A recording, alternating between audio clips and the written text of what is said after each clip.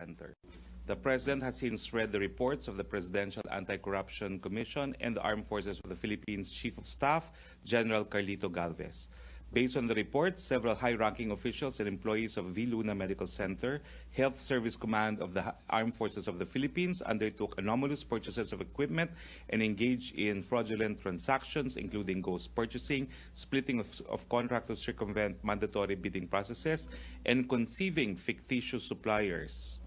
President Duterte has ordered the relief and court-martial proceedings against the top military brass, which includes Brigadier General Edwin Leo Torrela Vega, Commander of the AFP Health Service Command, Colonel Antonio Punzalan, Commander of the V. Luna Medical Center, Chiefs of Management and Fiscal Office, and the Logistics Office of the AFP HSC, among others. The Chief of Staff, General Carlito Galvez, has also said that he will immediately relieve General Torrela Vega and Colonel Punzalan immediately and will convene court-martial proceedings against them without prejudice to the investigation to be conducted by the Ombudsman for the Military. On habagat, patuloy po ang aming pagpapaalala sa publiko na maging alerto at ligtas. Mamayang hapon ay personal na titignan ng Pangulo ang mga binahang lugar sa Metro Manila. Kanyang ipinag-utos sa mga ahensya ng gobyerno na paintingin ang mga serbisyo sa mga naapektuhan at siguraduhin ang kaligtasan ng lahat. According to the most recent update from the National Disaster Risk Reduction and Management Council, a consolidation of the effects of habagat enhanced by tropical cyclones Henry, Inday, Josie, and Carding as of 6 a.m. today, August 13, 978 areas have experienced flooding in regions 1, 3, Calabarzon, Mimaropa, 6, 10, CAR, and NCR, of which floodwaters in 778 areas have already subsided. As of this morning, a total of 133,812,308 worth of assistance was provided by the Office of Civil Defense, the Department of Social Welfare and Development, the Department of Health, local government units, and non-government organizations with affected families in regions 1, 3, Calabarzon, Mimaropa, 6, NCR, and CAR. Ito ang panahon ng pagkakaisa at bayanihan. Lubos kami nagpapasalamat sa lahat sa patuloy na pagkakaabot ng tulong sa ating mga kababayan. Good news, despite the earlier bad news, we welcome the results of the 2018 United Nations E-Participation Index, where the Philippines scored a very high EPI. Specifically, the country ranked 19th out of 193 countries. This is a huge improvement compared to the country's 216 EPI rank of 67. As a component of the biennial UN e-government survey, the EPI specifically measures the government's efforts in using online services or tools to enhance access to information and public services and to promote better public policy decision-making. We expect to get a better ranking as we promote GovTech, Government Technology, with the passage of Ease of Doing Business and Efficient Government Service Delivery Act. Another good news, magandang balita po sa mga magsasaka ng kape. Naglaan ng halagang 354.6 million ng Department of Agriculture para sa pagpapalago ng produksyon ng kape sa ating bansa na inaasahang makakaani ng 214,626 metric tons sa taong 2022. This is part of the goals of the Philippine Coffee Industry Roadmap 2017-2012 in achieving to make the country coffee self-sufficient. The Coffee Industry Roadmap is a collaboration between the DA, the Department of Trade and Industry, which aims to help coffee farmers attain inclusive growth through a value chain approach, as well as increase and sustain yields and incomes, improve farm productivity, and enhancement of farmers' capabilities and skills. Questions, please. Tuesday New.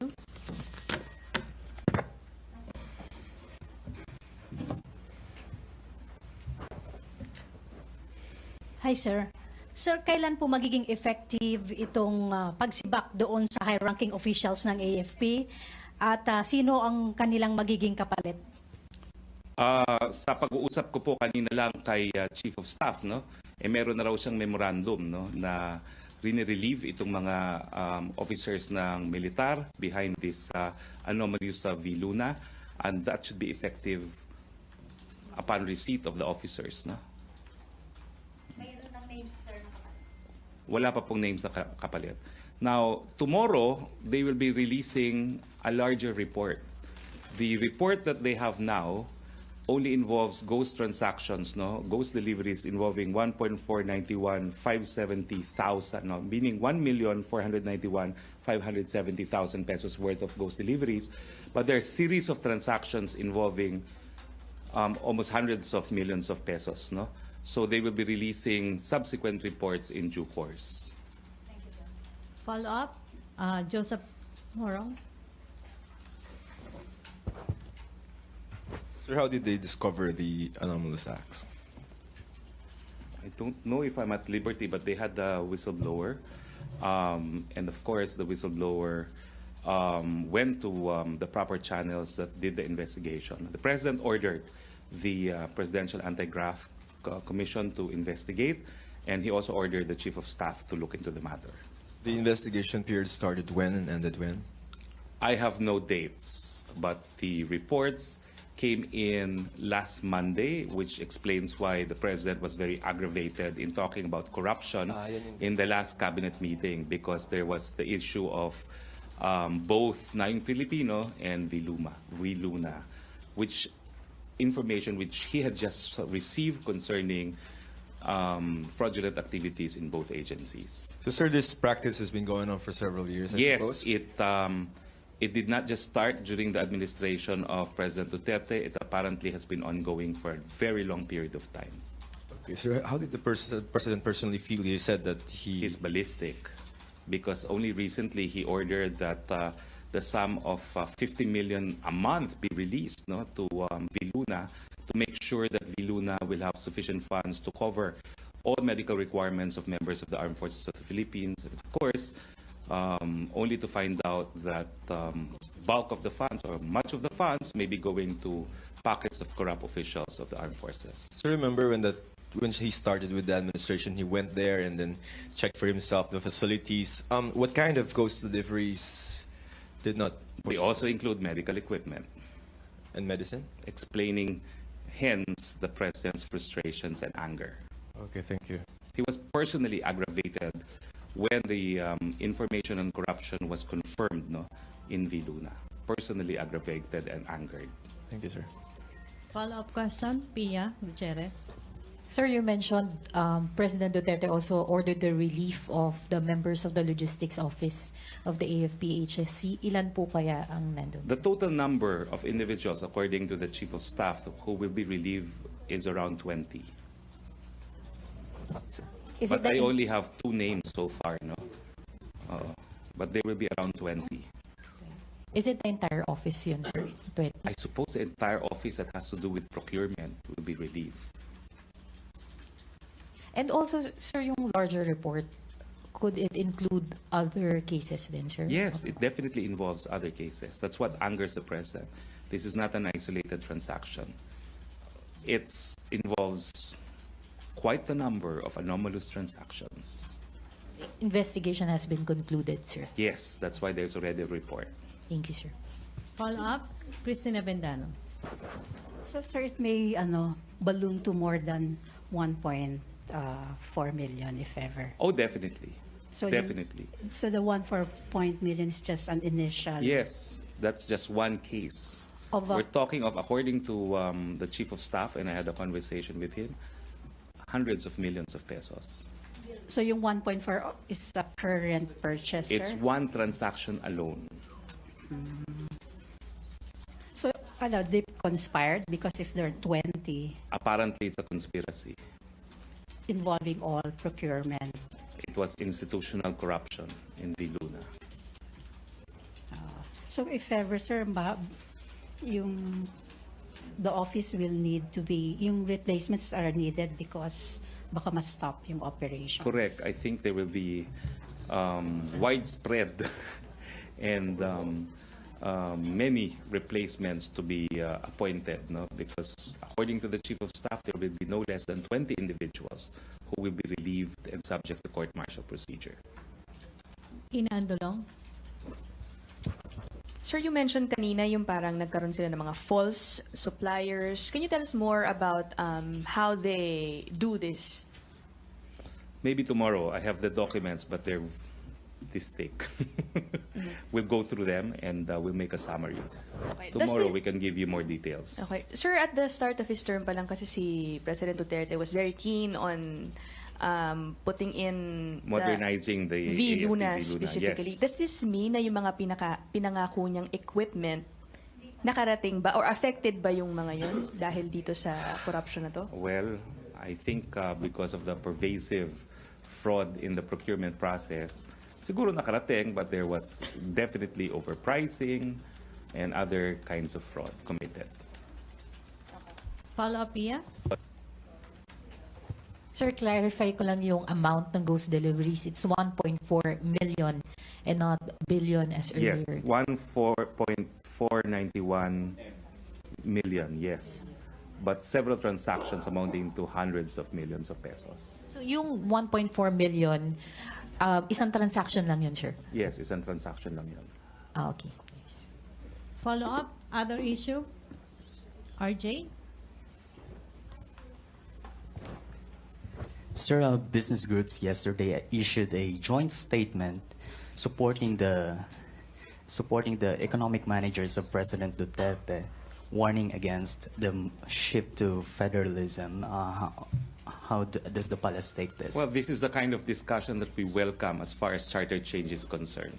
We want these kinds of discussion. We want people to think deeply about the ramifications, and we welcome all sorts of imports from all members of society. So this is, of course, an input that the President will consider, and we're hoping that the legislators who will tackle charter change will also consider the position of the business community. Is the President aware of these concerns, sir? He is now aware of these concerns, and he has said that it's not insurmountable. So po pwede naman po yan pag-aralan at hanapan ng solusyon. Hindi naman po complete na balakin yan para sa charter change. Has he ever talked to his economic managers about this? I know that he has, yes. He has listened attentively to what they were saying, but he wants solutions. Okay, sir. Thank So you. he's looking for solutions. Tuesday, you. Sir, you mentioned a while ago that the President will have an aerial visit, Metro Manila and Yes. Rizal. But will he also personally visit the victims, like for example in several evacuation areas, because they are looking for the President's presence? I think that is his intention. As to exactly where he will go, he will just be there for security reasons. I think he will go to the areas most affected by the floodings, no? And that will be today. But I don't know exactly what time because he has 4 engagements in his diary today, 2 of which are public, 2 are private. So he may opt to cancel the private meetings, I think, no? If he wants to go. May follow-up question? Other issue? Ina? Okay, Ina. Sir, nakarating na po ba kay Pangulo yung reports of yung 6.8 billion ba or million? Billion pesos worth of shabu that supposedly slipped through customs? Alam po niya na may ganyan. At syempre po, nagtatanong din siya, anong magagawa natin para hindi na mangyari yan, no? Alam nyo, it shows na talagang sophisticated na yung ating mga kalaban dito sa gera laban sa droga, no? Dahil ginagamit nila yung mga ano tawag doon, mga magnetic lifters, no, na talaga naman pag sa loob ng magnetic lifter hindi makikita na X-ray, no. So alam niya po ang pangyayari, may tiwala siya kay General La Peña, may tiwala siya sa PIDEA. Inaasahan niya na magkakaroon ng mas malapit na ugnayan ng PIDEA at ang Bureau of Customs dahil nanggaling naman po sa PIDEA itong si General La Peña, no. So walang dahilan para hindi magkaroon ng mas malapitang koordinasyon. Pero kinakailangan po masok po ito at kinakailangan na ma-identify kung sinong behind this para matrace natin kung sino yung hahabulin para sa mga droga na nakapasok na, kung meron nga nakapasok. It's quite a big shipment, sir. You mean he still fully trusts La Peña despite the fact na malaki yung shipment na nakalusot? Well, yung circumstance kasi, napakahirap mahanap talaga dahil sa X-ray hindi lumalabas yan kapag nasa loob eh.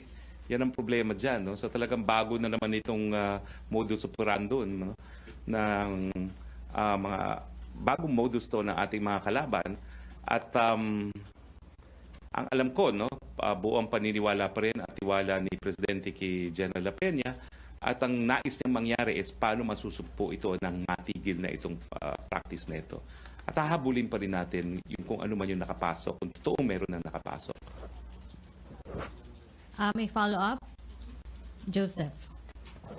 Sir, but dalawa yan. Isang 4 billion na nauna na, tapos ng 6.4. So, this is not a joke, no? But how do you explain that such amount can enter our country despite our very strong anti-drug war?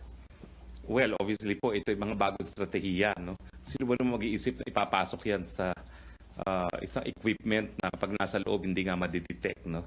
So, short of opening all shipment, na imposible naman, kinakailangan sigurong repasuhin yung sistema ng customs. Pero, ito naman po, if it's any consolation, na red flag naman po siya. No? At tignan po natin kung ano pang further steps that we can take para ma-prevent kami pagpasok ng mga pinagbabawal na gamot, lalo na ng shabu. Would we have any update on the investigation and efforts to trace 1 ton? It's ongoing. And of course, the President has given this investigation priority. How does he feel about this? He wants to know the bottom of who's behind the importation. And of course, he's raring to apply the force of the law against those behind these importations. But it clearly shows that the problem has an international aspect, no? Because these are imports, no? From other countries. Does it show that we're not up to par with the strategies of this international drug network? Well, it shows that we need to be ever vigilant against these international syndicates behind the importation of shabu into the country. Okay, thank you. Follow-up? Follow-up, RJ. Sir, Fitch and Moody's have also warned of this shift to federalism move. Can you spell out for us, sir, the President's position on this, the implication of federalism on the fiscal policy? Well, you know, there's disagreement. Like, I disagree with the economic managers. Of The course, President, sir. I only have, and the President has been listening. He still wants it because he's the foremost proponent of charter change towards federalism. But of course, he wants it done in a manner that will not put the country in trouble. No? But that's why he's exploring now all options and has ordered that everyone should study it. He's asking members of the Congress to look into the matter very seriously because ultimately it's Congress that will submit to the people the proposals. No? Okay, sir. Thank you. Ina, follow-up. May other issue, Ina? Sir, may timeline na po ba tayong tinitignan doon sa pagbalik nung Balanghiga bills? All I can say is what I've mentioned in my press release. We're happy to hear that there's this development, although we will await final word from relevant authorities, both Philippine and U.S. Sir, just to be clear about it, final na ba yung decision? As far as you're concerned, is it We already don't final? know. That's what I'm saying. We heard reports. We hope they're true, but we await the final confirmation from relevant authorities. So we don't have a date yet, or a week or a month when it could actually happen, the Balanghiga bills coming back? We don't have even formal confirmation from our own DFA. So we continue to await words from any advice on this in this regard from the DFA. No? That's why our statement is we're hoping it will happen, but we await the official words from relevant authorities, both American and Philippine. Lastly, sir, may declaration na po ba ng holiday for Eid al-Adha? They say it's going to be on August 22nd. Wala pa po ako nare-receive. As soon as we receive ang SOP naman natin, you're first to know through our Viber group. Rosalie Cos? Hi sir, official reaction po ng Malacanang, sinususpindi po ng House yun po nga briefing regarding sa budget dahil ayaw po nila ng cash-based budgeting at hanggat hindi naayos ng DBM, hindi sila magkakaroon ng budget briefing. Kanina po, sabi ko, we are puzzled. Ano ba yung ginamit kong word kanina? Not, shocked, curious. Ngayon po, we're alarmed. Maybe we should use a more strong language. For the past 2 years, wala pong problema ang palasyo sa budget. Although yung past 2 years na yun, nandun ako sa Kongreso, as Deputy Minority Leader, ako yung pinakamaingay sa budget hearing. No? Pero ako lang po yung maingay doon. The rest of the administration congressmen were in full support of the budget. So kauna-una ang pagkakataon to na yung House po na may supermajority na supposedly administration, sila po humaharang ng budget. Parang nabaliktad na po. Baka nga hindi na kailangan na magkaroon ng minority floor leader dahil mukhang minority na yung in power doon sa Kongreso. No? And I realize these are very harsh words. But it's harsh words intended to deliver the message that we are completely shocked at the resistance of the House because we were confident that when there was a change of leadership, we would still deal with very close allies. So sir, how do we address this concern? Paano natin paano tayo mag-meet? Kasi di po ba inaagad po yung budget? The ball is in the hands of our allies in Congress. But we're not blinking. We're not scared of a reenacted budget. And the congressmen better ask themselves what will happen to their pet projects because under a reenacted budget, it is Malacanang that will determine which budgets will be implemented. Okay. I don't think they want that. Pia Gutierrez? Sir, balik lang po dun sa drug shipment. Sir, what does it say about the effectivity of the administration's drug war? I don't think you can judge the effectivity on the basis of this haul. If at all, we got them twice. Huge shipments, no? So it shows we must be doing something right. But as far as apparently deterring international drug syndicates from importing, we've not made a dent, so we have to be relentless in continuing with our campaign, and we need to discover who are really behind these importations and go after them. But doesn't this discovery mean that the drug lords are actually emboldened to undertake such a big and sophisticated action? Sir? I do not know whether or not we can make that conclusion. No? What I can say is kung kulang pa ang ating efforts, dadagdagan pa.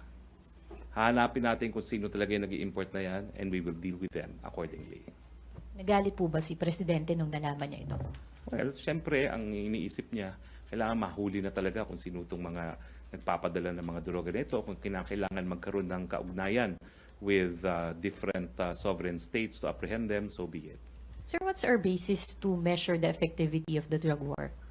We have the facts and figures po, the total haul, and as you know, we now have record highs of amount of drugs actually destroyed by the state. No? So sa amin, and of course, there's also the super high prices of shabu now in the market, no, which shows that supplies have dwindled. Thank you, sir. Okay, questions, MPC? Last question, Joseph Morong. Sir, yun lang report sa international, no? I think the US conducted overflights over the South China Sea and the West Philippine Sea, and there are 2 warnings, no, from China to the US. First, talking to the US, they said that, and I quote, US military aircraft, Papa 8 Alpha, this is Chinese military. China has sovereignty of the Nansha Islands, Spratlys, including Inaudible Reef and its adjacent waters. Is that assertion correct? We don't know. I don't have information yet. Investigation will be conducted. Pero if the information is true, the good news is di naman nagpatakot yung ating mga piloto. Tinakot sila, di sila nagpatakot, tinuloy pa rin nila yung lipad nila dahil meron naman talaga tayong teritoryo doon. Sir, that statement, China has sovereignty over the Spratlys or the Nansha Islands, is that correct? Well, the Philippine pilots continued their flights. They disregarded that. So that means? That means that we are upholding our title. That we are asserting our sovereignty because we conducted the overflight over our islands. Sir, just the tone. The one that I read to you was addressed to the U.S. military, but this one is addressed to our Philippine Navy. It said, Philippine military aircraft, I'm warning you again, leave immediately or you will bear responsibility for all the consequences. Your comment on the tone. Tatanungin ko po kung totoo yan, at kung totoo yan, tatanungin ko yung piloto kung minura niya. Why, sir? Yun ang sagot. Tatanungin ko na kung minura niya. Kasi tinakot siya malumang mga Pilipino, hindi naman tayo madali matakot dahil matagal na tayong takot. But where do you think is China coming from with this kind of I statement? don't know. Ask China. As far as the Filipino pilot is concerned, he continued his flight. And this kind of statements will not stop us. They will not stop us. We will continue with our flights. We will assert our sovereignty. And if need be, Filipino pilots will die for our sovereignty. Okay, last question, Christine. Sir, just on the budget suspension by the House, will the President go to the extent of talking to Speaker Arroyo on this matter? I've only been in contact this morning with Secretary Jokno and Secretary Dominguez, and they were united in saying that we are not daunted by the possibility of a reenacted budget, because that means it's the executive that will choose which projects will be implemented. So that's the information that I got from both of them. So in other words, we're not about to give in. The cash transaction will ensure that only those projects that can actually be implemented will be included in the budget. This is a very good solution to the problem of underspending. We agreed on cash budget for 2018 in the sense that we all knew, I was then a part of Congress, that implementation of projects would have to be only 1 year, and we don't understand why there's been a change of heart this year around. Because last year they agreed that project implementation will be only for 1 year and not 2 years as it was in the past. So we're surprised that they're asserting now that it should at least be 2 years. Alam nyo kasi, pag tinuloy natin yung obligation-based, hindi po totoo na 2 years lang implementation yan. 2 years para mabid. Pero yung actual implementation of the projects can be 3, 4, 5 years down the line. Kaya nga, yan yung benefit ng cash base. Kasi hindi lang dapat mabid out, dapat magawa yung project within the year. So what will happen dun sa cash base if you have a reenacted budget? Hindi mo na ma-reform. Well, ganun din po kasi yung patakaran ng 2018 eh. It has to be implemented within the year. So pareho rin po ang sistema na gagamitin na it will have to be bidded out, obligated within the year. So yun ang mangyayari. 2018 budget and the reenacted budget will follow the same procedure. Okay. So will the build program be affected by... Actually, yun nga pong pinagtataka namin dahil sa Build program po, kinonsider na namin yun kasi executive nga nag-propose nun eh. So wala pong epekto yan sa Build. So hindi po kami talagang convinced na may dahilan para sila tumutol. So what could be the reason? Well, I was there, of course, as minority leader. I had to make sure that my colleagues had their pet projects in the National Expenditure Plan, and the executive naman was always willing to listen. No? So wala pong problema yun, dahil para sa taong bayan naman yan. Sila naman talaga yung tunay na representante ng taong bayan. So kung ano kinakailangan nila, dapat mailagay sa budget, pero hindi po yung dahilan para itigil ang hearing ng budget. Ace, last. Sec, follow up lang dun sa budget. Since sinabi nyo hindi kayo takot sa reenacted budget, di ba? Parang hindi kayo worried. Pero it has been established na yung reenacted budget prone to corruption yun. Kasi yung mga ibang project na tapos na, nandun pa rin yung budget kasi nga reenacted. How do you reconcile that with the administration's anti-corruption steps? Well, kaya nga po sinasabi ko, ang magdudusa kapag reenacted budget, ang mga congressmen and their constituents. Kasi hindi congressman nila ang nag-recommend ng projects na may implement. It will be the executive that will make that decision for them. Samantalang ngayon, yung mga proyekto na nasa budget yan, lahat ng mga projects nila dumaan sa mga regional development councils at nakapasok po yan sa budget. Lahat naman po yan, bago naging budget, kinuha yung mga pet projects sa mga congressmen sa pamamagitan ng mga regional development councils. Ganun po yung proseso. So kapag reenacted budget po yan, dahil yung mga line items ay nagawa na yung mga karamihan ng proyekto ron, the executive na mamimili kung saan gagastosin yung mga pondo. But may assurance... On an election year. So I think the congressmen don't want that. So may assurance yung executive na in the event na magkaroon ng reenacted budget, wala namang corruption na mangyayari or walang... Kami po sa executive, kampante kami na walang korupsyon sa aming hanay. Pero I don't think the congressman would want that their pet projects will not be implemented on an election year. Thank you, Secretary. So we expect the usual cooperation from Congress soon because together we will provide the needs of our constituents. Okay, maraming salamat, Presidential Spokesperson Harry Roque. Maraming salamat po and see you tomorrow. Okay, maraming salamat Malacanang Press Corps. Back to main studio sa Radyo Pilipinas and People's Television Network.